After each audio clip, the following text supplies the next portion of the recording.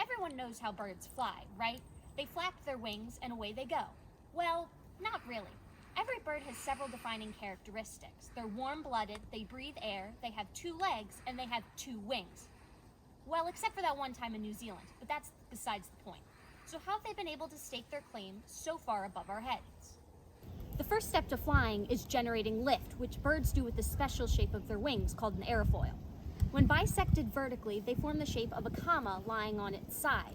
The downward curve on the underside of the wing slows down the speed of air, making it denser, while the curve on the top of the wing deflects air upwards, making it less dense. This creates the lift that carries them up into the sky. Every bird uses this method except those like hummingbirds, which do things a different way. Now, I mentioned before that hummingbirds do things a bit differently. Their wings are incredibly stiff, with both their wrist and elbow joint being almost entirely immobile.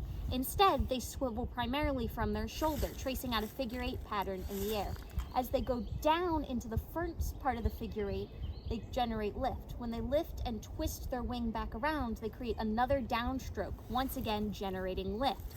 When the lift on each of these strokes is equal, the hummingbird will hover in midair. This is what allows them to perform all of those tricks.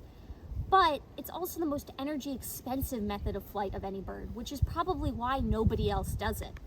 But flying is very tiring for any bird, so what are they to do about that? Now, there are 2 primary energy saving methods: bounding flight and drafting.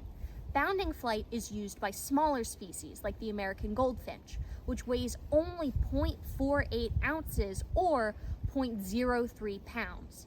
Now, bounding flight occurs when a bird will pause flapping mid-air. Instead, they use their momentum to shoot themselves momentarily forward like a torpedo. And after they lose a certain amount of height, they will begin flapping again. Now, a bigger bird like the Canada goose, for example, which weighs an astonishing 224 ounces or 14 pounds, can't make use of this method. If they were to stop flapping their wings, they would drop like a rock right out of the sky. Instead, they take advantage of something called the wingtip vortex. As mentioned before, most birds use aerofoils to generate their lift, but these airfoils aren't always perfect. At the very tip of the wing, some of that dense air underneath escapes onto the top. Other birds, flying in a skiing formation, take advantage of this small amount of lift by flying wingtip to wingtip, granting themselves a boost as they travel along.